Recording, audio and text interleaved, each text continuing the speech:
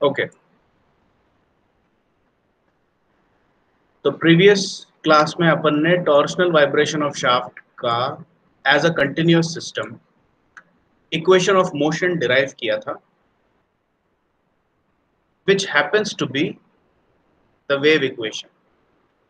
अब wave equation एक बहुत कॉमन इक्वेशन है। तो जैसा मैंने आपको पहले बताया कि अपनी सारी डेरिवेशंस में जो अपने कंटिन्यूअस सिस्टम्स की डेरिवेशन है, transverse vibration of spring, longitudinal vibration of बार और अभी जो चल रहा है टॉर्शनल वाइब्रेशन ऑफ शाफ्ट, इन तीनों में जो गवर्निंग इक्वेशन है वो वेव इक्वेशन ही होती है। अब वेव इक्वेशन का हुलिया याद रखना है, उसको कैसे याद रखेंगे? पहले आप यहाँ पर इसके वेरिएबल्स को देखो। इस बॉक्स में जो रखा हुआ जो वेव इक्वेशन है, इसके अंदर मेरे को कोई एक जना अपना माइक्रोफोन स्टार्ट करके ये बताए कि डिपेंडेंट हो चाहे इंडिपेंडेंट हो, इसमें वेरिएबल कितने दिख रहे हैं आपको? How many variable? चार। 4 वेरिएबल हैं। हाँ सर। पहला वेरिएबल आपको दिख रहा है थीटा, दूसरा वेरिएबल आपको दिख रहा है एक्स। अच्छा, अब ये थीटा तो सेम ही वेरिएबल है। तीसरा वेरिएबल आपका टी है। अब मेरे को ये बताओ, सी जो है ये वेरिएबल है कि कांस्टेंट है? सर ये कांस्टेंट कांस्टेंट है। कांस्टेंट है। ये आपका modulus of rigidity G divided by mass density rho का अंडर रूट है ये। तो इसलिए ये वेरिएबल नहीं है। तो कुल मिला के अब वापस से बताओ कितने वेरिएबल है अपने पास? Yes sir. 2 सर। 9 3 सर 3 है सर। 3 वेरिएबल हो गए। 3 एक तो थीटा हो गया, एक एक्स हो गया, एक टी हो गया। 3 ठीक है, हो गया सर, 3 है। अब मेरे को ये बताओ, इन 3 वेरिएबल्स में से कौन कौन से वेरिएबल डिपेंडेंट हैं और कौन कौन से इंडिपेंडेंट हैं?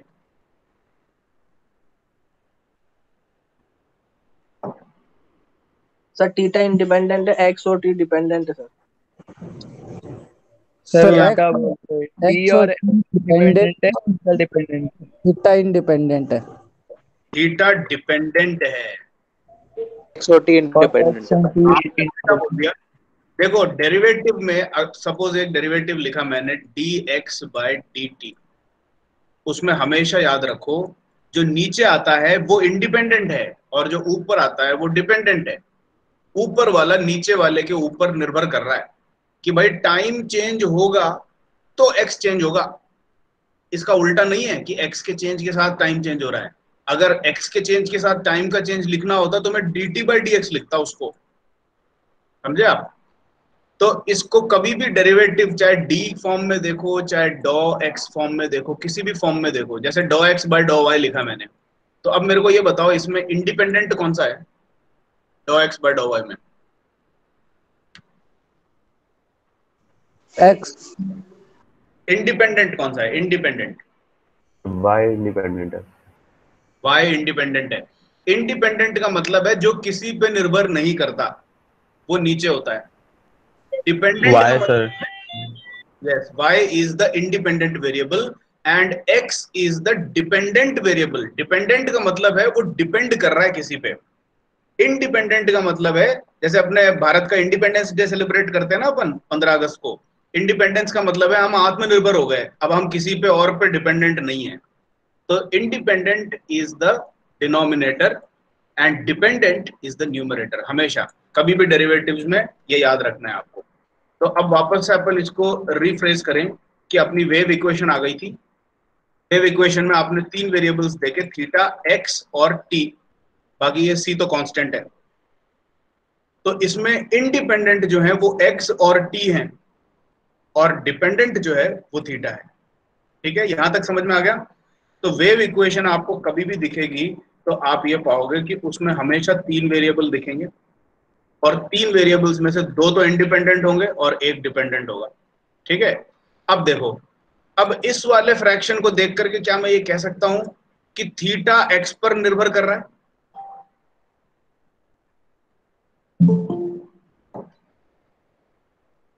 ये कह सकते हैं कि अपन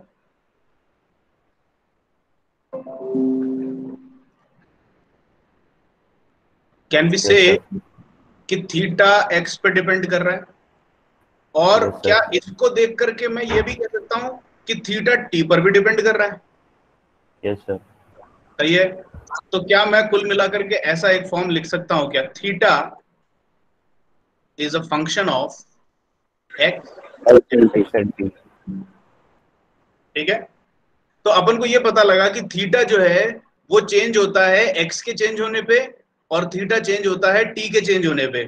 यानी कि टी अकेला चेंज होगा तो भी थीटा चेंज होगा, एक्स अकेला चेंज होगा तो भी थीटा चेंज होगा, और एक्स और टी दोनों साथ साथ चेंज होंगे तो भी थीटा चेंज होगा। ये मतलब है मल्टीवेरिएट फंक्शंस का। सिंगल वेरिएट और मल्टीवेरिएट में ये फर्क होता है कि इन दोनों इंडिपेंडेंट वेरिएबल्स में से कोई एक अकेला भी चेंज हो जाए तो भी थीटा चेंज होगा, और दोनों साथ साथ मिलके भी चेंज हो रहे हो तो भी थीटा चेंज होगा। तो अब अपन को ये पता लग गया कि theta is a function of x comma T.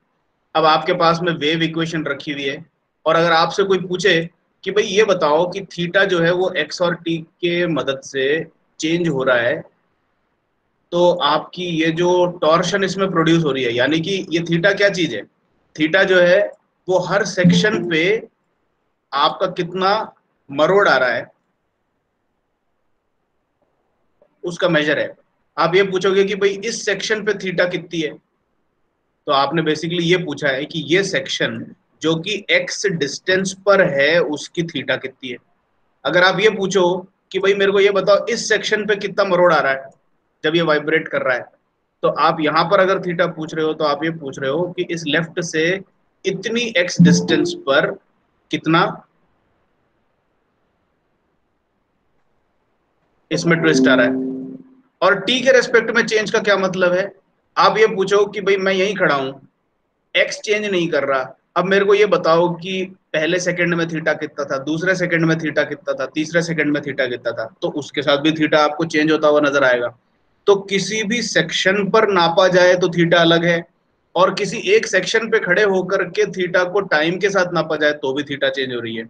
इसीलिए कुल मिलाकर के अपना जो ये इक्वेशन है, theta is a function of x यानी कि डिस्टेंस एंड टाइम बोथ, और उसका जो ओवरऑल स्ट्रक्चर है कि भाई एक्स और टाइम के रेस्पेक्ट में ये कैसे चेंज हो रही है, वो इस वेव इक्वेशन से मिलती है अपने को। कि अपन ने डिराइव किया कि टॉर्शनल वाइब्रेशन अगर हो रहे हो शाफ्ट में, तो इस वेव इक्वेशन के थ्रू एक्स और टी के रेस्पेक्ट में थीटा चेंज हो रही है। ये अपन को समझ में आ गया। अब अगला आता है to solve the wave equation. This is the second part of the derivation जो अपन आज सीखने जा रहे हैं। ठीक है, किसी भी डिफरेंशियल इक्वेशन को सॉल्व करने का क्या मतलब होता है, पहले ये समझते हैं अपन। मैंने एक डिफरेंशियल इक्वेशन लिखने जा रहा हूं, लेट अस से dy by dt is equal to 3। अब मेरे को कोई एक जना ये बता दो कि क्या ये जो मैंने अभी लिखी है ये डिफरेंशियल इक्वेशन है या नहीं। एनीबॉडी? है सर। सर बिल्कुल सीधी सी बात है। डिफरेंशियल इक्वेशन होने के लिए क्या चाहिए आपको, आपको एक तो डेरिवेटिव चाहिए, उसके अंदर दिखना चाहिए। अब वो फर्स्ट डेरिवेटिव हो, सेकंड डेरिवेटिव हो, कुछ भी हो, कोई फर्क नहीं पड़ता। और दूसरा, एक इक्वेशन के लिए इक्वालिटी साइन चाहिए। तो अगर डेरिवेटिव दिख रहा है फर्स्ट ऑर्डर सेकंड ऑर्डर कोई भी, और अगर उसमें इक्वालिटी दिख रही है, तो वो शर्तिया रूप से डिफरेंशियल इक्वेशन है। So this what I have written here is definitely a differential equation.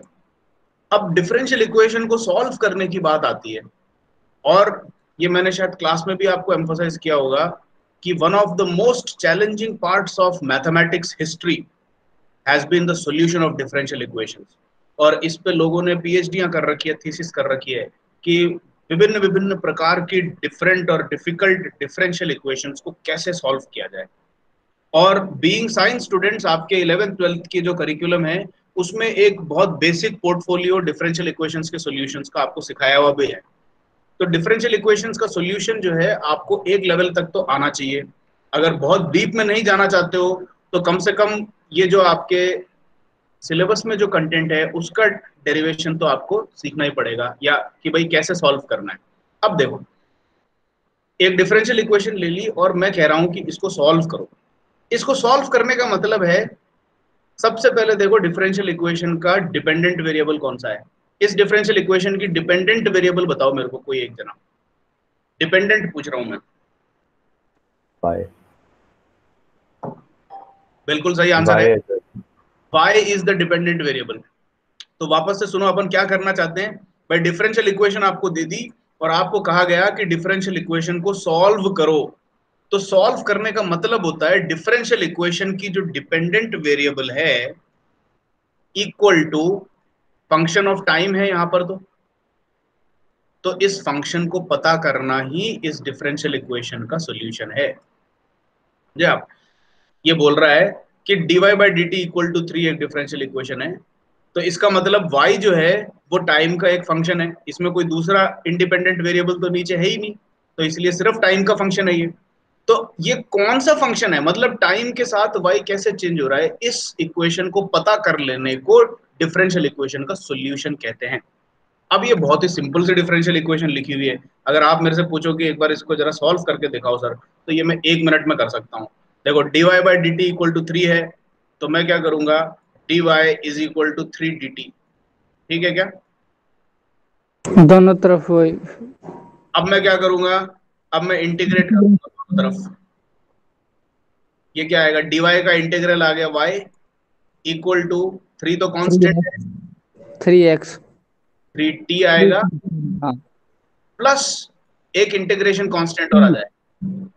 ठीक है, अब मेरे को ये पता करना है कि भाई y is equal to 3t plus c, तो पता लग ही गया, लेकिन मेरे को ये नहीं पता कि ये c क्या चीज है। तो कभी भी अपन जब डिफरेंशियल इक्वेशंस को सॉल्व करते हैं तो उसमें अननोन कांस्टेंट्स जरूर मिलेगी आपको, और उन अननोन कांस्टेंट्स को पता करने के लिए आपको एक चीज और चाहिए होगी। वो क्या चीज है, वो है बाउंड्री कंडीशन। तो इस डिफरेंशियल इक्वेशन के साथ में अगर आपको एक बाउंड्री कंडीशन के तौर पे ये भी मैं पहले दे चुका होता, बाउंड्री कंडीशन या इनिशियल कंडीशन कह सकते हैं। बाउंड्री कंडीशन क्या दी थी आपको, सपोज ये दिया था कि y की वैल्यू t इक्वल टू 1 पर 4 थी। ये एक इनिशियल कंडीशन भी साथ में दे रखी थी आपको। इसको और लिखने के तरीके देखो, y की वैल्यू t इक्वल टू 1 पे 4 थी, ये लिखने का एक और तरीका है, y एक बड़ा सा डंडा खींचा और उसके नीचे सफिक्स या फुटनोट की तरह t equal to 1 equal to 4। ये भी एक तरीका है लिखने का इनिशियल कंडीशन या बाउंड्री कंडीशन को। दूसरा एक तरीका है, ऐसे लिख देते हैं कई लोग, y ब्रैकेट में सिर्फ 1 इक्वल टू 4। इसको भी आप ऐसे ही रीड करोगे, भाई डिफरेंशियल इक्वेशन ये है, लेकिन इस डिफरेंशियल इक्वेशन की बाउंड्री कंडीशन ये दे रखी है, तो इसका मतलब क्या है, y की value at t is equal to 1 equal to 4।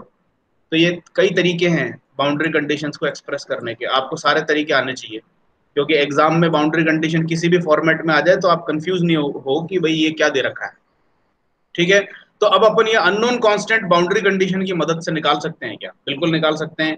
ये जो 1 वैल्यू है ये टाइम की है, और y की वैल्यू 4 दे रखी है। तो इसका मतलब है कि आपका जो सॉल्यूशन आ गया डिफरेंशियल इक्वेशन का, उसमें अननोन कांस्टेंट निकालने के लिए इसकी मदद लोगे आप बाउंड्री कंडीशन की। तो क्या करोगे, t जहां पर दिख रहा है वहां तो 1 रख दो, और इसको 1 रखने पे y की वैल्यू 4 बन रही है। तो इस सॉल्यूशन को मैं कैसे एक्सप्रेस कर सकता हूँ, y की वैल्यू तो हो गई 4, सर p की वैल्यू बना जाएगी, 1 आ और जाएगी। t की वैल्यू को मैं 1 रखूंगा, तो 3 इंटू 1 प्लस c, तो c कितना हो गया आपका, 1 c हो गया 1।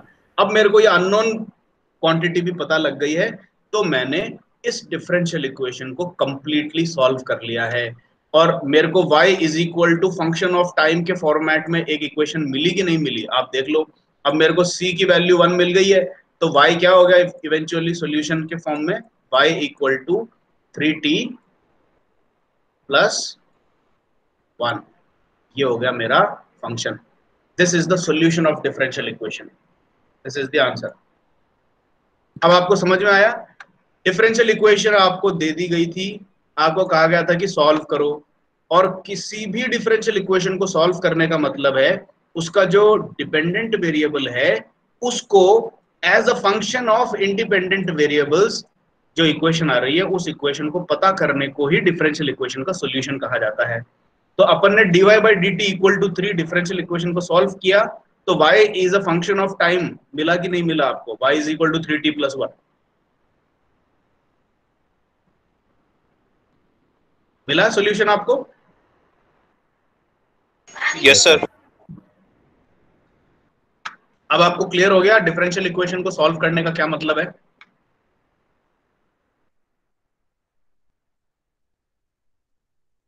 Yes sir. ठीक है, अब अपन चलते हैं अपने ओरिजिनल मुद्दे पे। आपके पास ये चीज आ गई है, ये एक साधारण, ये ऑर्डिनरी डिफरेंशियल इक्वेशन नहीं है, ये पार्शियल डिफरेंशियल इक्वेशन है। ठीक है, पार्शियल डिफरेंशियल इक्वेशन क्यों? क्योंकि इसमें d की बजाय डॉ आ रहा है और इसमें एक इंडिपेंडेंट वेरिएबल नहीं है, दो इंडिपेंडेंट वेरिएबल है x और t। तो इसका सॉल्यूशन क्या मिलेगा आपको? आपको इसका सॉल्यूशन इस तरह से मिलेगा कि theta is a function of x comma t। ये आएगा सॉल्यूशन इसका। ठीक है, यानी कि आपका थीटा डिपेंडेंट वेरिएबल है, इंडिपेंडेंट वेरिएबल x और t है, तो इस डिफरेंशियल इक्वेशन का सॉल्यूशन जो है वो इस फॉर्मेट में कुछ आएगा कि थीटा जो है as a function of x and t both. ठीक है, अब आप इस डिफरेंशियल इक्वेशन को देखें तो अपन ने अभी जो एग्जांपल के तौर पे डिफरेंशियल इक्वेशन लिया था उतना आसान नहीं है इसको सॉल्व कर पाना। आप इसको इंटीग्रेट कैसे करोगे, और इसमें ये सेकंड ऑर्डर डेरिवेटिव है, डबल इंटीग्रेशन आएगा। तो वेव इक्वेशन की एक सॉल्यूशन की बहुत सिंपल सी पद्धति लोगों ने पहले से डिवाइस करके रखी हुई है। तो अब आपको वो सीख लेना है कि कभी भी सॉल्यूशन ऑफ वेव इक्वेशन निकालना हो, you can do it by the variable separable technique of solving differential equations। जैसा कि आपको अपने 12th क्लास की मैथमेटिक्स से याद होगा, अलग अलग टाइप की डिफरेंशियल इक्वेशन जब दिखती है तो उनको सॉल्व करने के अलग अलग तरीके भी होते हैं। तो वेव इक्वेशन जिस टाइप की डिफरेंशियल इक्वेशन है, उस डिफरेंशियल इक्वेशन को टैकल करने का सबसे आसान मेथड है वेरिएबल सेपरेबल मेथड। तो अब अपन आ रहे हैं इवेंचुअली कि इस वेरिएबल सेपरेबल टेक्निक को कैसे यूज किया जाता है इस इक्वेशन को सॉल्व करने के लिए। ठीक है, अब देखो इसकी शुरुआत होती है इस स्टेप से, let the solution that you want, आपको यही सॉल्यूशन चाहिए, theta as a function of x comma T, ठीक है, equal to X X dot T T. ठीक है, अब ये मैं समझाऊंगा एक एक चीज पूरी। इसमें कैपिटल एक्स क्या है, ये अब अपने में एक दूसरा फंक्शन है, और कैपिटल टी क्या है, ये एक दूसरा फंक्शन है। लेकिन इनकी खासियत ये है कि x एक ऐसा फंक्शन है जो सिर्फ स्मॉल x का फंक्शन है, और कैपिटल टी एक ऐसा फंक्शन है जो सिर्फ स्मॉल t का फंक्शन है। ठीक है, अब ये कहां से आया एकदम से, ये आपने अज्यूम किया है। ये वेरिएबल सेपरेबल मेथड का ओरिजिनल मेथोडोलॉजी है। ये आपको चाहिए इसका सॉल्यूशन, इसका सॉल्यूशन जो है वो मिलेगा theta as a function of x comma T. ये क्या है, ये जो क्वेश्चन मार्क है यही आपका सॉल्यूशन है कि थीटा आपका डिपेंडेंट वेरिएबल है और ये dependent variable as a function of x comma T क्या है, ये सॉल्यूशन है। तो first step of variable separable technique ये है कि आप अपने सॉल्यूशन को ही अज्यूम कर रहे हो, सीधे डायरेक्ट बिड़ते ही आंसर ये होगा, कह दिया आपने कि भाई दो फंक्शंस का प्रोडक्ट बन करके मेरा आंसर आएगा, और उसमें से पहला फंक्शन जो है वो सिर्फ x का फंक्शन है और दूसरा फंक्शन सिर्फ t का फंक्शन है, और इन दोनों को मैं मल्टीप्लाई करूंगा तो मेरे को ये डिजायर्ड आंसर मिल जाएगा। ये अज्यूम कर लिया आपने पहले। अब आपको क्या करना है, ये कैपिटल x और कैपिटल t निकालने हैं। ये भाई कौन से ऐसे दो फंक्शन है जिनको मल्टीप्लाई करने पे मेरा सोल्यूशन आ जाता है। This is the technique of variable separable method. ठीक है, एक सेकेंड।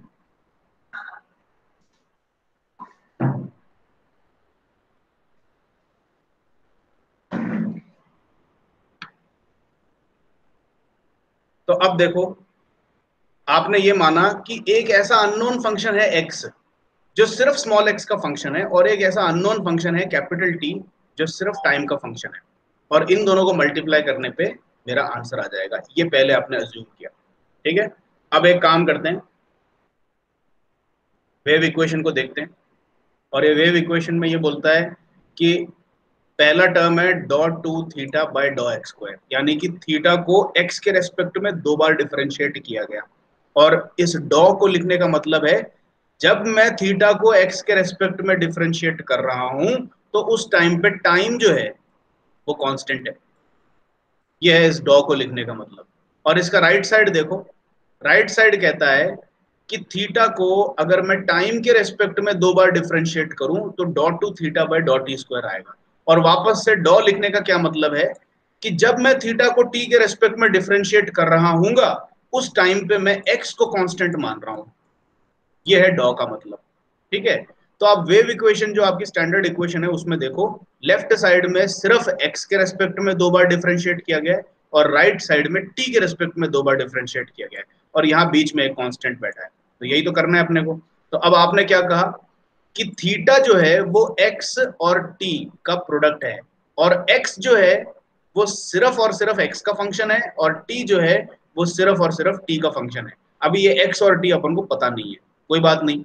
लेकिन अब अगर मैं सिर्फ इतने से फॉर्मेट से आपसे ये पूछूं कि भाई मैंने ये दे दिया आपको, अब आप मेरे को सिर्फ ये बता दो कि अगर मैं थीटा को एक्स के रेस्पेक्ट में 2 बार डिफरेंशिएट करूं तो क्या मुझे ये नहीं मिलेगा क्या? ये बता दो। अब देखो यहाँ पर मैंने टी और ब्रैकेट टी नहीं लिखा, लेकिन आप ये मान लो कि टी ब्रैकेट टी है, ये वही टी का फंक्शन है। ठीक है, ये बताओ ये जो बॉक्स है ये किसको समझ में नहीं आया? इधर से देखना है आपको, वेव इक्वेशन पर जाना ही नहीं है। अब आप यहाँ पर आ गए, मैंने ये सॉल्यूशन अज्यूम कर लिया और अब मैं थीटा को एक्स के रेस्पेक्ट में 2 बार डिफरेंशिएट कर रहा हूँ इस इक्वेशन को। तो अब चूंकि टाइम वाले फंक्शन में तो एक्स है ही नहीं तो ये पूरा कांस्टेंट की तरह ट्रीट होगा। तो ये टी को मैंने एज अ कांस्टेंट यहाँ रख दिया। अब ये जो एक्स वाला फंक्शन है, इस एक्स वाले फंक्शन को मेरे को एक्स के रेस्पेक्ट में 2 बार डिफरेंशिएट ही तो करना है अगर मैं थीटा का 2 बार डिफरेंशिएशन कर रहा हूं तो। अब चूंकि x के अंदर सिर्फ x के ही टर्म्स हैं और t का कोई टर्म ही नहीं है तो यहां पर मैं डॉ यूज करने की बजाय d यूज करूंगा। ये चीज समझ में आई क्या आप लोगों को? ये अगर नहीं समझ में आया तो आप प्लीज माइक्रोफोन ऑन करें और मेरे को जरा फीडबैक दें। मैं सिर्फ इस इक्वेशन को यूज कर रहा हूं और मैंने सिर्फ ये कहा कि थीटा को यानी कि लेफ्ट साइड को मैं x के रेस्पेक्ट में 2 बार डिफरेंशिएट करना चाहता हूं। तो राइट साइड पे क्या इफेक्ट आएगा? राइट साइड पे आपका इस वाले टर्म के अंदर x कहीं है ही नहीं तो ये पूरी टर्म कांस्टेंट बन गई। तो इसको तो मैंने t लिख दिया। अब बचा सिर्फ ये, इसको x के रेस्पेक्ट में 2 बार डिफरेंशिएट करना है तो क्या होगा? t तो कांस्टेंट है तो ये कैपिटल X जो है ये 2 बार डिफरेंशिएट हो जाएगा x के रेस्पेक्ट में बस, क्योंकि ये x ही है जिसके अंदर आपके स्मॉल x के टर्म्स बैठे हुए हैं। t के अंदर कोई x का टर्म है ही नहीं, वो कांस्टेंट है। तो अगर मैं ये कहूं कि लेफ्ट साइड थीटा को 2 बार डिफरेंशिएट करना था x के टर्म में तो यही आएगा कि नहीं आएगा? ये क्लियर हुआ कि नहीं ये बता दो मेरे को। और नहीं हुआ? सबको क्लियर हो गया? Anybody has a doubt in this? हाँ पूछो पूछो।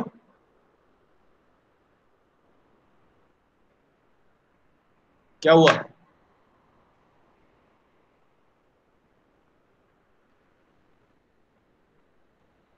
सर सिर्फ x की टर्म में उसको वो किया है ना सर, हाँ t को कांस्टेंट मान के। ये देखो, डॉ टू थीटा बाय डॉ एक्स स्क्वायर का मतलब है कि थीटा को सिर्फ x के साथ डिफरेंशिएट करना है, टाइम को कांस्टेंट कर लेना है। तो ये टाइम वाली जो टर्म्स है वो इसलिए कांस्टेंट हो गए। t बड़ा t चेंज नहीं हुआ, कैपिटल T। हाँ इसीलिए वो कांस्टेंट बन गया क्योंकि टाइम कांस्टेंट है। क्लियर हो गया सर अभी? सर 2 बार इंटीग्रेट किया है ना x के रेस्पेक्ट में। इंटीग्रेट नहीं, डिफरेंशिएट। हाँ सर, सॉरी सर, हाँ, डिफरेंशिएट। 2 बार डिफरेंशिएट किया x के रेस्पेक्ट में, ये देखो यहाँ पर दिख रहा है आपको। तो यस t सर। तो कांस्टेंट का कांस्टेंट रहेगा। आप 2 बार नहीं 3 बार भी करो, 4 बार भी करो तो t पे कोई फर्क नहीं पड़ेगा। लेकिन यस सर। x उतनी बार डिफरेंशिएट हो जाएगा जितने बार आप लेफ्ट साइड में कर रहे हो। तो यहाँ पे 2 बार किया, यहाँ पर भी 2 बार हो गया। क्लियर हो गया सबको? Yes sir. ठीक है। अब उसी तरीके से जिस तरीके से ये चीज हुई, अब आपको ये कहा गया कि भाई थीटा ये है, ठीक है। तो अब थीटा को टाइम के रेस्पेक्ट में अगर 2 बार पार्शियली डिफरेंशिएट किया जाए तो क्या आएगा? तो वही सेम कहानी जैसे पहले रिपीट हुई थी। अब आप कहोगे कि भाई इस वाली टर्म में तो टाइम है ही नहीं, इसमें सिर्फ x ही x है, तो आपका ये x तो कांस्टेंट हो जाएगा। अब देखो मैं ये लेफ्ट वाले साइड को 2 बार डिफरेंशिएट करना चाहता हूं, तो dot two theta upon dot T square कर रहा हूं आपकी बार। तो राइट साइड पे क्या फर्क पड़ेगा? राइट साइड में 2 चीजें बैठी है, कैपिटल X कैपिटल T। तो ये पहले बोलता है कि भाई कैपिटल X में तो टाइम है ही नहीं, तो टाइम के रेस्पेक्ट में आप 2 बार नहीं 15 बार भी डिफरेंशिएट कर लो, ये तो कांस्टेंट का कांस्टेंट रहेगा। तो x को तो x ही लिख लो, ये कांस्टेंट हो गया, मल्टीप्लाइड बाय। अब टाइम के रेस्पेक्ट में 2 बार डिफरेंशिएशन हुआ है, तो ये फंक्शन चूंकि टाइम लेके बैठा है, ये चीज 2 बार डिफरेंशिएट हो जाएगी, तो ये हो जाएगा d2t बाय dt स्क्वायर। ये आपने पार्शियल डिफरेंशिएशन कर लिया विद रेस्पेक्ट टू टाइम। अब पहला वाला चीज अगर समझ में आ गया तो इसमें तो कोई दिक्कत नहीं होनी चाहिए। Is everybody clear with this? ये 2 चीजें कैसे आई है अपने पास? आपने वेरिएबल सेपरेबल टेक्निक की शुरुआत कैसे करनी है? हमेशा अपने 2 वेरिएबल की जो आपका सॉल्यूशन है उसको 2 सेपरेट वेरिएबल्स के फॉर्म में इमेजिन कीजिए, उनके प्रोडक्ट के फॉर्म में। इसीलिए इसका नाम वेरिएबल सेपरेबल फॉर्म रखा गया है, यानी कि x कंप्लीटली एक सेपरेट फंक्शन है x का, और कैपिटल T कंप्लीटली एक सेपरेट फंक्शन है स्मॉल t का। That is why this technique is called as variable separable technique. Standard technique है, और इसको कैसे करना है ये तरीका आपको वैसे ही याद रखना है।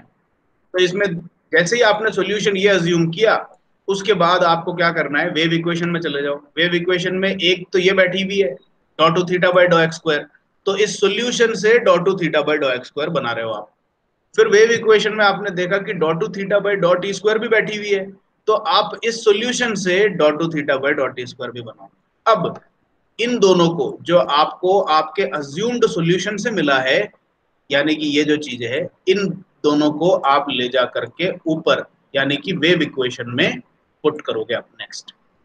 ठीक है, तो अब देखो वेव इक्वेशन में पहले वाला क्या था, डॉ टू थीटा बाय डॉ एक्स स्क्वायर, और डॉ टू थीटा बाय डॉ एक्स स्क्वायर आपका क्या आया है, T into D two X by D X square, वो यहाँ रख दिया लेफ्ट साइड पे। ठीक है, इक्वल टू वेव इक्वेशन के इक्वल टू के बाद 1/c² है, तो 1/c² को एज इट इज लेके आ गए।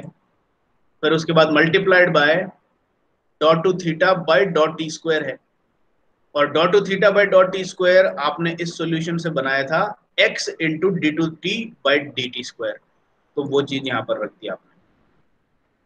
ठीक है, अब उसके बाद क्या किया, अच्छा पहले मेरे को ये बता दो यहां तक सब कुछ क्लियर हो गया क्या, कि अपन कर क्या रहे हैं? वेरिएबल सेपरेबल टेक्निक सीख रहे हैं, इसके स्टेप्स आपको याद रखने हैं। स्टेप नंबर 1 है assume the solution as the product of 2 separate functions which are totally separable from each other। Separable का मतलब है इसमें टाइम है ही नहीं, इसमें x है ही नहीं, ये दोनों एक दूसरे से कोई नाता रिश्ता ही नहीं रखते। ठीक है, लेकिन इनका प्रोडक्ट मिल करके थीटा बन रहा है, ये आपको अज्यूम करना है हर बार वेरिएबल सेपरेबल टेक्निक में। फिर वेव इक्वेशन के दोनों साइड पे जो डबल डेरिवेटिव्स बैठे हैं उनको इस सॉल्यूशन से निकाल के लाना है। ये निकाला आपने, ये निकाला, अब इन दोनों को बस ऊपर सब्स्टिट्यूट कर दिया और कुछ नहीं किया। अब इस सब्स्टिट्यूशन करने के बाद में आपकी वेव इक्वेशन जो है वो ये बन गई। ठीक है, अब इसमें अपन एक काम क्या कर सकते हैं, अब अपन ये देख सकते हैं कि भाई यहाँ तो d2x by D X square है और उससे टाइम मल्टीप्लाई हो रहा है, यहाँ पर d2t by D T square है और उससे x मल्टीप्लाई हो रहा है। तो एक काम करो, x को सारे एक पलड़े में ले लो और टाइम को सारे एक पलड़े में ले लो। तो ऐसा करने के लिए आपने क्या किया, इंटरचेंज कर लिया, क्योंकि इक्वेशन है ना यहाँ पे इक्वल टू साइन है, तो आप x को इधर नीचे ले गए और इस टाइम को इधर नीचे ले गए, तो आपकी ये इक्वेशन बन गई। अब ये इक्वेशन और सी स्क्वायर को उधर ले गए, ये सी स्क्वायर को कहीं भी रख सकते हो, आपकी इच्छा है। तो आप सी स्क्वायर को उधर ले गए, एक्स को इधर ले आए, टाइम को इधर ले आए। अब आपकी वेव इक्वेशन इस बॉक्स इक्वेशन में कन्वर्ट हो गई। अब देखो लेफ्ट साइड पूरा एक्स का फंक्शन बन गया और राइट साइड पूरा टाइम का फंक्शन बन गया। अब आप ये कह सकते हो कि लेफ्ट साइड में टाइम का नामो निशान ही नहीं है और राइट साइड में एक्स का नामो निशानी नहीं है। ये आपकी वही वेव इक्वेशन है, देखो यही है, लेकिन वेरिएबल सेपरेबल का सॉल्यूशन लगा करके अब आपकी ये दोनों साइड इस तरह से कन्वर्ट हो गई। अब ये बोलता है LHS is a function of x alone and RHS is a function of t alone. This is only possible if both sides are equal to a constant. इस चीज को समझना पड़ेगा आपको। भाई यहां तक की चीज सबको क्लियर है क्या? ये मेरे को जरा कंफर्म करा दो, ये कहां से आया और कैसे आया, ये सबको क्लियर हो गया क्या? Yes sir. Yes sir. ठीक है, अब इसके बाद यस सर। ठीक है, अब इसके बाद ये जो तर्क है ये आपको अच्छी तरह से समझना है प्लस याद भी कर लेना है। यहां तक पहुंचने के बाद आप ये क्लेम क्या कर रहे हो कि भाई इस तरह का फिनोमिना तभी संभव है जब दोनों साइड किसी कांस्टेंट के बराबर हो। अब इसको समझते हैं कैसे। ये जो लेफ्ट हैंड साइड है ये पूरी एक्स की दुनिया की बातें कर रहा है, और ये जो राइट हैंड साइड है ये पूरी टाइम की दुनिया की बातें कर रहा है। ये बोल रहा है कि भाई हमारे तो टाइम का फंक्शन t बैठा हुआ है और हमारा जो डिफरेंशिएशन हो रहा है वो टाइम के रेस्पेक्ट में हो रहा है, यहाँ पर कहीं x का कोई अता पता नहीं है। और उसी तरीके से लेफ्ट हैंड साइड की जो दुनिया है वो पूरी x की दुनिया, वो बोल रहा है भाई मेरा तो मेन फंक्शन कैपिटल x है और कैपिटल x में कोई टाइम है ही नहीं, उसमें सिर्फ स्मॉल x बैठे हुए हैं, स्मॉल c तो कांस्टेंट है उसको कहीं भी रख लो, और हमारा जो चेंज हो रहा है वो भी पूरा चेंजेस जो हैं यानी डेरिवेशंस जो हो रहे हैं वो सारे x के रेस्पेक्ट में हो रहे हैं, टाइम से हमारा कोई लेना देना नहीं है। लेकिन ये दोनों चीजें इक्वल भी है, और ऐसा तभी पॉसिबल है जब ये दोनों मिलकर के किसी एक्सटर्नल कांस्टेंट k के बराबर हो। This is only possible then, ठीक है, वरना ये दोनों अलग अलग दुनिया की बातें एक ही बात में कभी कन्वर्ट हो ही नहीं सकती। यानी कि everything that is happening in the X world is equal to everything that is happening in the time world, समझ रहे हो आप, but still they are equal. अब ये कैसे हो सकता है? यानी कि पाकिस्तान में जो कुछ हो रहा है, पाकिस्तान में कुछ हो रहा है और इंडिया में कुछ हो रहा है और वो दोनों बराबर है, वो कैसे बराबर हो सकती है? जब वो किसी यूनिवर्सल कांस्टेंट के बराबर हो, या फिर कोई ऐसी कांस्टेंट हो जिसको कोई फर्क ही नहीं पड़ता कि एक्स की बात हो रही हो टाइम की बात हो रही हो, तभी ये ऐसी चीज पॉसिबल है। ठीक है, जैसे कि भूकंप आ गई, भूकंप आ गई तो पाकिस्तान में भी लोग मरेंगे, इंडिया में भी लोग मरेंगे। तो वैसी बात है कि अगर आपका everything happening in the X world is somehow equal to everything happening in the time world, then the happening must be a constant। सिर्फ ये तर्क है। अब इस तर्क को अपन अगर आगे ले जाएं तो अब अगला अपना ये बनता है कि ठीक है ये कांस्टेंट तो है, तो अब ये बताओ कि ये कांस्टेंट क्या है। फिर उसके बाद मैंने देखो क्या किया है, मैंने कहा कि C square by x d two x by x square यानी कि left hand side equal to 1/t d two T by D T square यानी कि राइट हैंड साइड, इसको एक कांस्टेंट के बराबर रखना था, और मैंने बड़ी कॉन्फिडेंस के साथ उसको माइनस ओमेगा स्क्वायर के बराबर रख दिया। अब यहाँ पर आकर के हालांकि आपको इसके बाद कुछ तर्क लिखना नहीं है, जैसा मैंने इधर यहाँ पे लिखा हुआ है आपको एग्जामिनेशन में सिर्फ और सिर्फ उतनी बातें करनी है, इसके ऊपर टाइम वर्ल्ड और एक्स वर्ल्ड की बातें नहीं करनी, कुछ भी नहीं लिखना, बस सिर्फ जितना मैंने लिखा है शॉर्ट एंड स्वीट में उतना ही लिख देना है, क्योंकि वरना ये आपका बहुत टाइम खा जाएगा ये डेरिवेशन, और ये डेरिवेशन 99% है, आएगा ही आएगा। तीन जो आपको बताए थे टॉपिक्स उन तीनों में से एक तो आपका पक्का है, तो ये वेरिएबल सेपरेबल और ये जो कुछ भी लिखा है आपको सब आंसर कॉपी में एज इट इज डिट्टो लिखना है, बट नथिंग एक्स्ट्रा। ठीक है, आपको सिर्फ अभी समझ लेना है कि ये जो k था ये कांस्टेंट मैंने बिना किसी हिचक के ओमेगा स्क्वायर के बराबर क्यों कर दिया, और वो भी सिर्फ ओमेगा स्क्वायर नहीं minus omega square. How is this possible? इसको लेने का एक तरीका ये है, या फिर इसको समझने का तरीका ये है, सबसे पहले आप इसकी मोशन को समझें, इसमें किस तरीके से आपकी ट्विस्टिंग और अनट्विस्टिंग हो रही है, ये एरोज बना रखे हैं, तो उस तरह से सिर्फ ये सेक्शन ही नहीं, ये पूरा का पूरा जो शाफ्ट है, ये पूरा का पूरा शाफ्ट ट्विस्ट और अनट्विस्ट हो रहा है टाइम के साथ, और एक्स पे हर जगह पे थीटा चेंज हो रहा है, it is getting twisted and untwisted, और इस तरीके से वाइब्रेट हो रहा है, ये ट्विस्टिंग में वाइब्रेट हो रहा है। ठीक है, और ये जो वाइब्रेशन हो रहा है, इस वाइब्रेशन में अपन ये कंटिन्यूअस सिस्टम और ये सब बना के आखिर करना क्या चाहते हैं? अपन फाइनली इसकी ओमेगा एन वैल्यूज निकालना चाहते हैं। और चूंकि ये कंटिन्यूअस सिस्टम है, तो इसका मतलब जैसे मैंने पिछली क्लास में बताया था, इसमें कितनी मासेस बैठी हुई है, इनफाइनाइट नंबर ऑफ मासेस बैठी हुई है इसमें, और वो सब एक दूसरे से कनेक्टेड है। तो अगर इनफाइनाइट नंबर ऑफ मासेस हैं, तो ओमेगा एन की कितनी वैल्यूज हैं? ओमेगा एन की इनफाइनाइट वैल्यूज।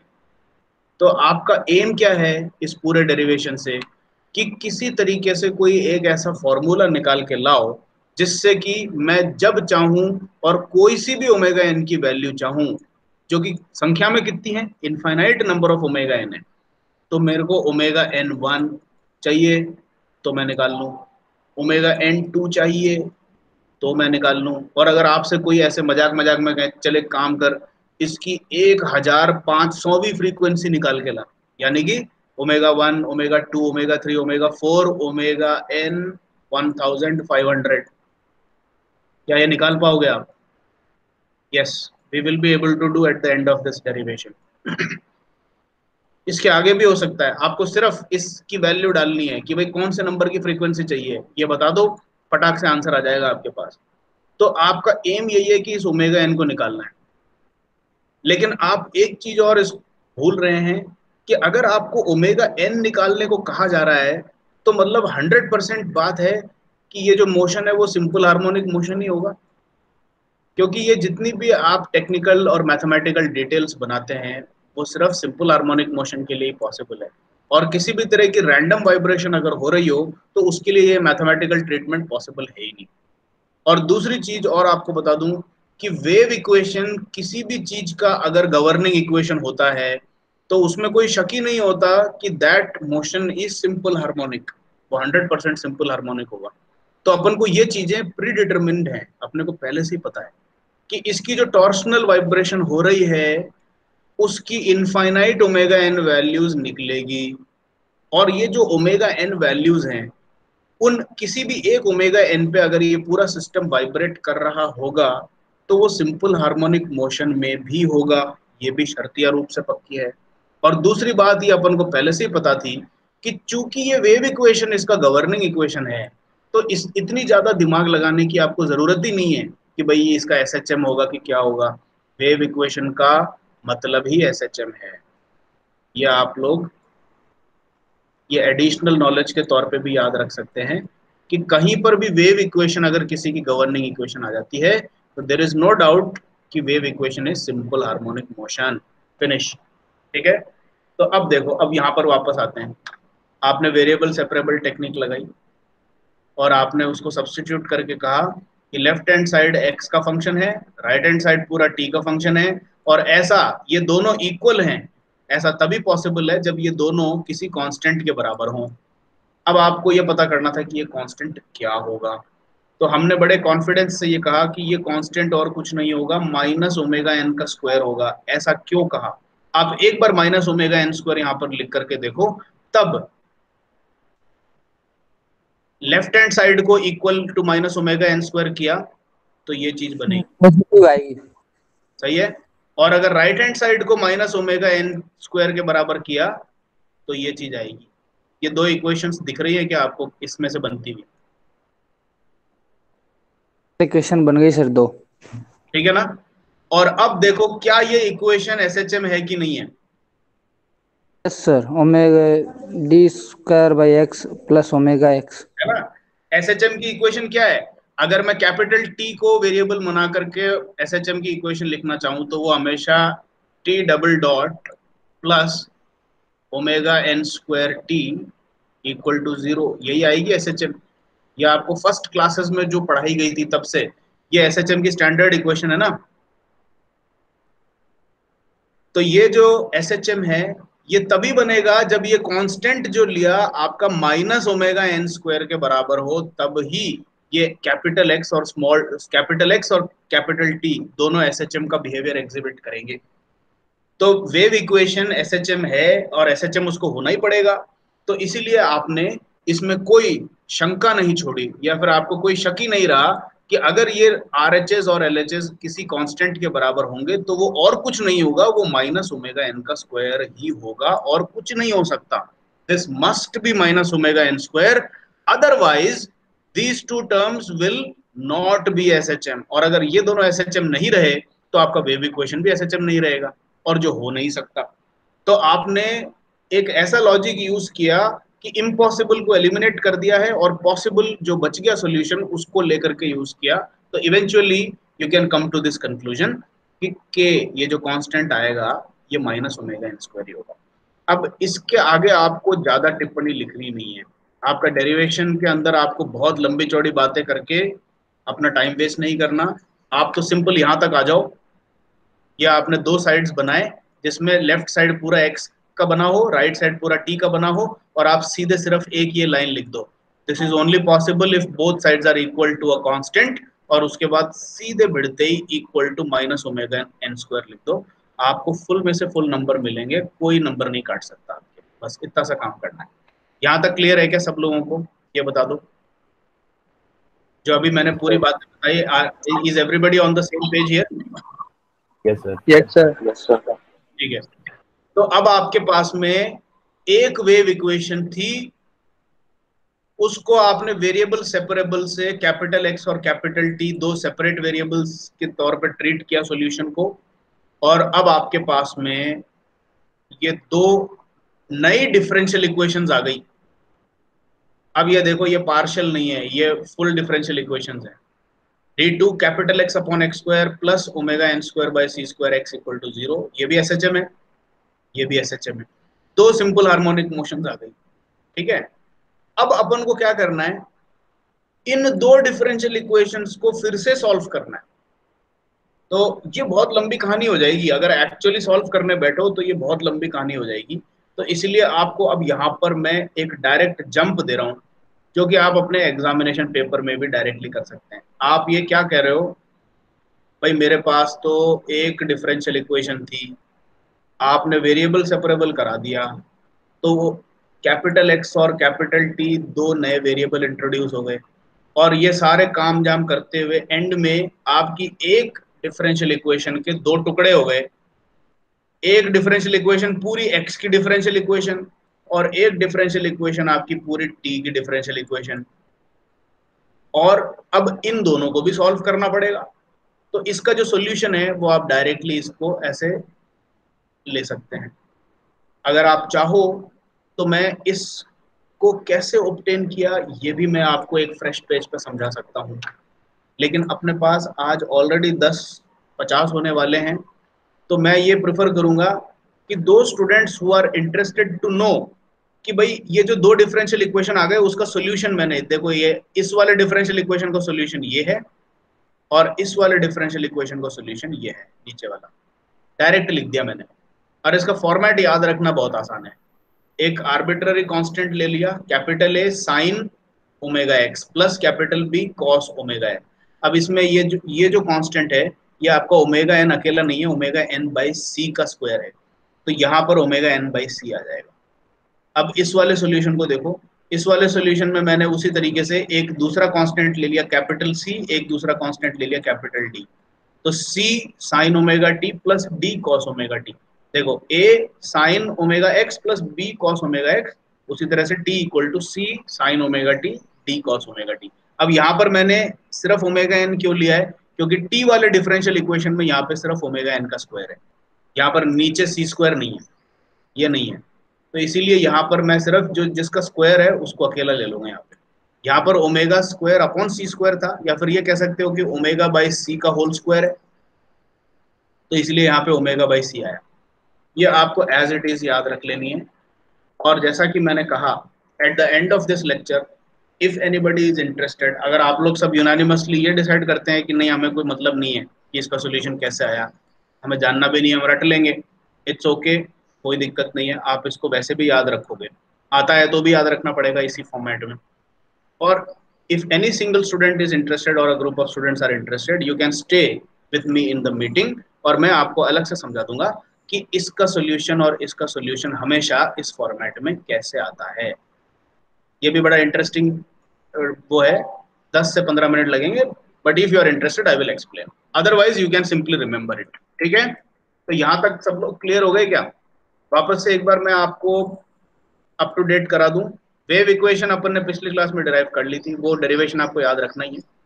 वेव इक्वेशन का सॉल्यूशन वेरिएबल सेपरेबल से कर रहे हैं, आपने x और t के तौर पे उसका सॉल्यूशन अज्यूम किया, वेव इक्वेशन में सब्स्टिट्यूट किए और ये तर्क लगाया कि ये दोनों लेफ्ट साइड और राइट साइड इक्वल होने के लिए किसी कांस्टेंट के बराबर होना चाहिए और उसको माइनस ओमेगा एन स्क्वायर के बराबर ले लिया।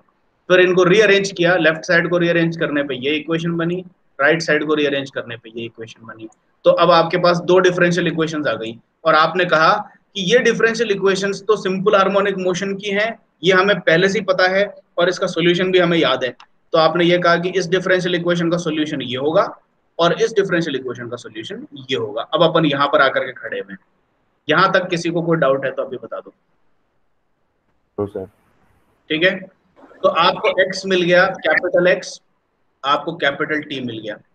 अब आपने क्या किया था, आपने यही माना था स्टार्टिंग में कि मेरा थीटा जो है, अब देखो उसमें ये ब्रैकेट वगैरह मैं सारी कॉम्प्लेक्सिटीज को हटा करके सिंपल तरीके से लिख रहा हूँ। थीटा जो है ये मेरा कुछ भी नहीं है, x और t का प्रोडक्ट है, यही तो लिखा है ना यहाँ पे, ये देख लो। तो अगर मेरे को कहीं से x मिल जाए और कहीं से t मिल जाए कि ये फंक्शंस क्या हैं, तो मैं उन दोनों फंक्शंस को मल्टीप्लाई करके थीटा को डिक्लेयर कर दूंगा, ये मेरा सोल्यूशन हो गया। तो अब आपने यहाँ इस पॉइंट पे आकर के कहा कि कैपिटल X ये है और कैपिटल T ये है, तो थीटा क्या होगा? Theta is nothing but the product of x and t और सिंपली x इंटू टी। तो थीटा एक्स टी जो है, ये देखो इस पूरी चीज को ले आया मैं, a into sine omega by C X plus B cos omega, ये यहाँ पर आ गया, multiplied by time, sorry capital T, ये चीज यहाँ पर आ गई। बस सीधे सीधे x और t को मल्टीप्लाई कर दिया, ये ब्रैकेट क्लोज है यहाँ, ये मेरा जनरल सोल्यूशन हो गया। यहाँ पर आकर के आपका सेकंड पार्ट ऑफ डेरिवेशन खत्म हो गया कि वेव इक्वेशन जो डिराइव की थी उसको वेरिएबल सेपरेबल से x और t दो सेपरेट वेरिएबल्स मान करके कैसे सॉल्व किया जाए। तो आपका जो जनरल सोल्यूशन है theta must be equal to this. So you have solved the wave equation. और एक तरह से ये मान लो कि जितनी भी वेव इक्वेशंस अपनी इस दुनिया में हैं उन सबका सोल्यूशन यही आता है। This is the standard solution of all wave equations. इसको आप, जैसा मैंने कहा, अपनी एग्जामिनेशन में राइटिंग स्पीड को बढ़ाने के लिए इन स्टेप्स को बिल्कुल वैसे के वैसे रट लो जैसा ये डॉक्यूमेंट में दिया हुआ है। मैं ये 2-3 बार बोल चुका हूँ, हालांकि वापस से एक बार बोल रहा हूँ। ये जो डॉक्यूमेंट बनाया है मैंने टॉर्सनल वाइब्रेशन, जो आपको सेंड किया था मैंने, ये आपने डाउनलोड कर लिया ना ये डॉक्यूमेंट सब लोगों ने? Yes sir. ये मैंने क्लासरूम में, आप क्लासरूम ऐप में सेंड किया था आपको। हर लेक्चर के बाद मैं ये नोट्स आपको सेंड कर देता हूँ। ये नोट्स आप वर्बैटिम बिल्कुल रट के ऐसे एग्जाम में छाप के आ जाओ, full out of full number है आपके। इससे एक शब्द भी ज्यादा नहीं लिखना है, बाकी जितनी बातें मैं बता रहा हूँ ये सब आपके समझाने के लिए है। ठीक है, ओके। अब अपन को general solution of wave equation मिल गई है। क्या अपना काम खत्म हो गया? बिल्कुल नहीं हुआ। हमारा काम क्या था? हमारा काम ये था, ओमेगा n1 क्या है? कुछ नहीं पता अभी। ओमेगा n2 क्या है? नहीं पता साहब। इसी तरीके से कितनी ओमेगा n है? इनफाइनाइट ओमेगा है। इन सब की वैल्यूज निकालने की क्षमता जब तक अपने पास नहीं आ जाती तब तक अपना सॉल्यूशन इनकम्प्लीट है। आपने अभी वेव इक्वेशन को सॉल्व कर लिया और बोला कि वेव इक्वेशन का जनरल सॉल्यूशन ये रहेगा। ठीक है, अब to get the specific solution we apply boundary conditions. अब अपन तीसरे पार्ट पे आ गए हैं इसके, कि इसकी बाउंड्री कंडीशन लगा करके आपको इस सॉल्यूशन में से स्पेसिफिक आंसर निकालना है। Third part of your overall derivation. अब देखो बाउंड्री कंडीशंस किस किस तरीके की हो सकती है।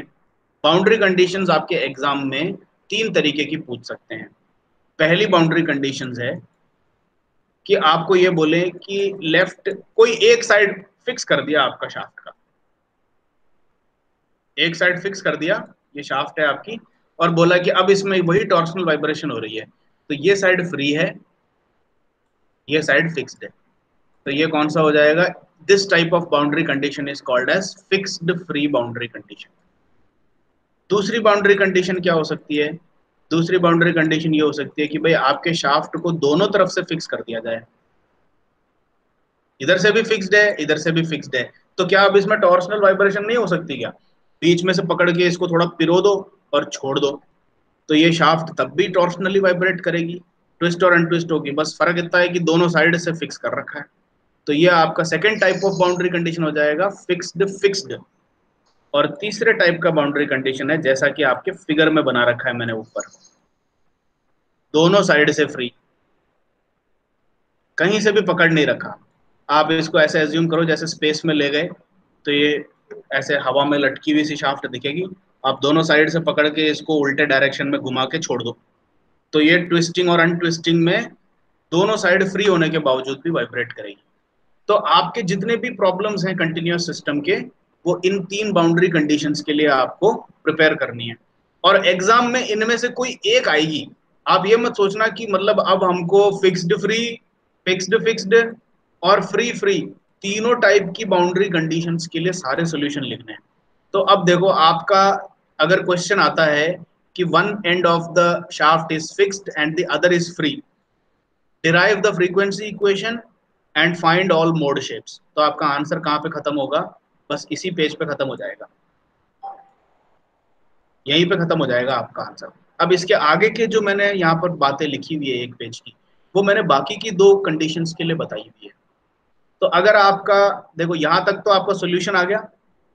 अब इसके बाद इन तीनों में से कोई एक बाउंड्री कंडीशन आपको दी जाएगी, तो आपके पेपर में कौन सा बाउंड्री कंडीशन आया है उसके ऊपर निर्भर करेगा कि इस पार्ट से आगे का जो आपका सॉल्यूशन है वो ये होगा या ये होगा या ये होगा। ठीक है, तो ये पूरा का पूरा आपका सॉल्यूशन नहीं है, आपको पहले क्वेश्चन पढ़ना है और क्वेश्चन में पढ़ के ये पता करना है कि आपको इन तीनों में से कौन सी बाउंड्री कंडीशन दी हुई है। इन तीनों में से जो दे रखी होगी, तो इस पॉइंट से आगे, ये देखो यहाँ पर अपन ने सॉल्यूशन ऑफ वेव इक्वेशन कर लिया, अब इस सॉल्यूशन को लेकर के बाउंड्री कंडीशन कौन सी लगाओगे, पहली लगाओगे, दूसरी लगाओगे या तीसरी लगाओगे, उसके ऊपर डिपेंड करेगा कि आपका फाइनल आंसर क्या बनेगा। ठीक है, अब अपन इसको समझ लेते हैं, ये उतना मुश्किल नहीं है, ये आप लोग थोड़ा, अब इसके आगे ज्यादा कॉन्सेप्ट नहीं है, अब सिर्फ मैथमेटिकल एप्लीकेशन है। ठीक है, अब अपन पहले फिक्स्ड फ्री कंडीशन को समझ लेते हैं। फिक्स्ड फ्री बाउंड्री कंडीशन कभी भी बनानी हो तो उसकी बाउंड्री कंडीशंस को मैथमेटिकली पुट करना आपको सीखना पड़ेगा पहले। ठीक है, फिक्स्ड बाउंड्री कंडीशन हमेशा इस फॉर्म में आएगी, जैसे मैंने कहा कि ये मेरी शाफ्ट है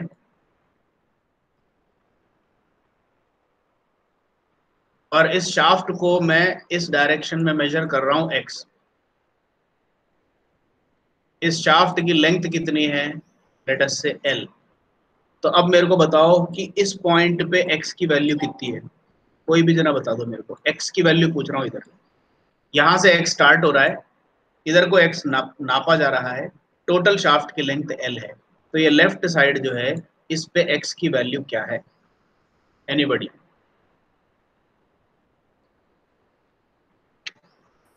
जीरो। बिल्कुल सही कहा, क्योंकि x को नापने की शुरुआत यहीं से हो रही है, तो x must be zero here. What is the value of x at the extreme right and? L. l। ठीक है, अब अगर मैंने एक लेफ्ट साइड को फिक्स कर दिया, यहां पर मैंने शाफ्ट को फिक्स कर दिया, तो मैं इस बाउंड्री कंडीशन को ऐसे लिखूंगा। लेफ्ट साइड फिक्स्ड होने का मतलब है थीटा जो है वहां पर रोटेशन तो हो ही नहीं सकता अब, क्योंकि आपने फिक्स कर दिया इसको।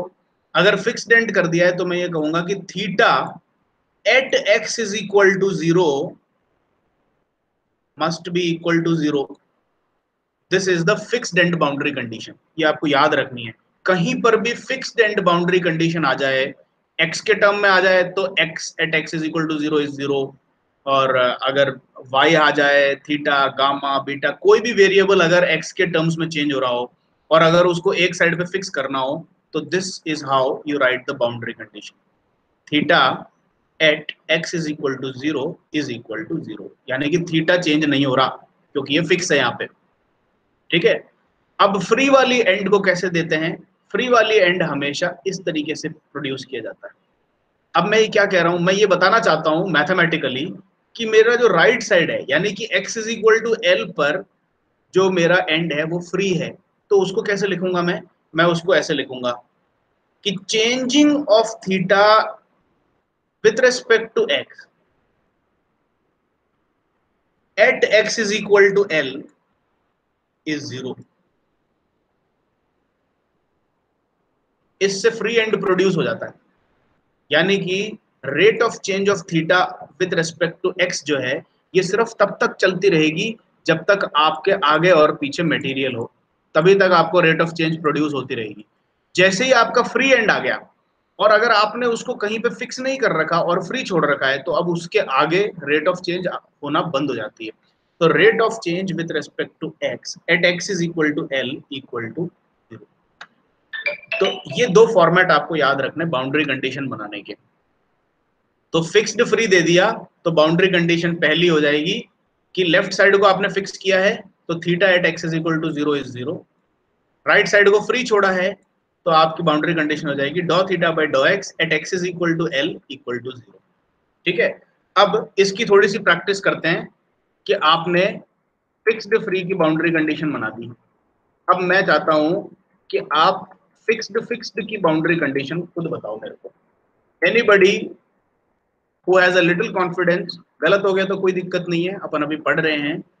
फिक्स्ड फ्री की बाउंड्री कंडीशंस आपको बनाना सिखा दिया। अब मेरे को कोई एक जना फिक्स्ड की बाउंड्री कंडीशन बताओ। एनीबडी, पहली बाउंड्री कंडीशन क्या होगी? Both sides fixed. अब ये भी फिक्स्ड है और ये भी फिक्स कर दिया।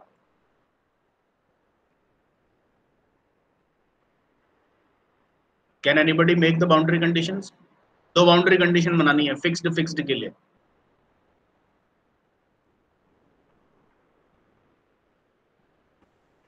तो उसमें भी तो x 0 से स्टार्ट होगा। भाई पहली बाउंड्री कंडीशन तो यही होगी कि theta at X is equal to 0 कितना है? 0। और दूसरी बाउंड्री कंडीशन जो है वो भी बिल्कुल ऐसी होगी क्योंकि दूसरी भी फिक्स्ड है। तो आप ये कहोगे, अब यहां पर डॉ थीटा नहीं आएगा, आप ये कहोगे कि theta at X is equal to L कितनी है? 0। ये भी 0 है। ये हो गई दो बाउंड्री कंडीशन, अगर फिक्स्ड फ्री देने की बजाय फिक्स्ड दे दिया तो। अब मेरे को बताओ फ्री वाली बाउंड्री कंडीशन कैसे बनाएंगे? अब की बार क्या है? Free both sides free. उसकी पहली बाउंड्री कंडीशन कैसी बनेगी? देखो फ्री के लिए हमेशा याद रखना स्लोप के टर्म्स में दिया जाता है, फ्री एंड स्लोप के टर्म्स में बनाते हैं। अब दोनों साइड फ्री है, ये भी फ्री है, ये भी फ्री है, तो फर्स्ट बाउंड्री कंडीशन कैसे बनेगी बताओ?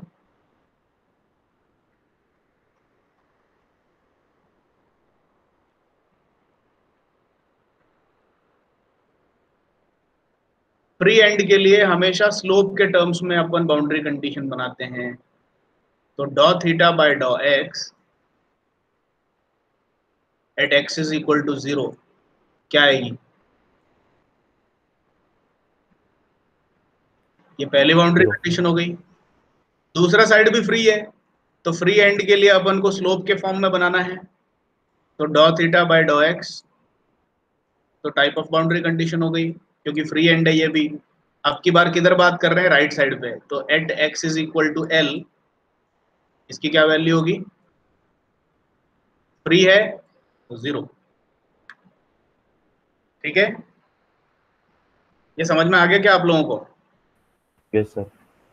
ठीक है, ये दो बाउंड्री कंडीशंस बनेगी आपकी अगर फ्री एंड है तो। अब आपको ये समझ में आ गया कि सबसे पहले तो आपको बाउंड्री कंडीशंस को मैथमेटिकल फॉर्म में लिखना है, तो ही जाकर के आप इस सॉल्यूशन को यूज कर पाओगे। ये सॉल्यूशन आपके वेव इक्वेशन का आ गया है। अब इस सॉल्यूशन से आपको ओमेगा की फ्रीक्वेंसी वैल्यूज और मोड शेप्स बनानी है। तो उसके लिए आपको क्या करना पड़ेगा कि स्पेसिफिक बाउंड्री कंडीशंस को उठा करके काम करना पड़ेगा। you have to work with specific boundary conditions. ठीक है? अच्छा, अब इसको अपन आगे कंटिन्यू करें या नेक्स्ट क्लास में इसको कंटिन्यू करें? You give me the consensus.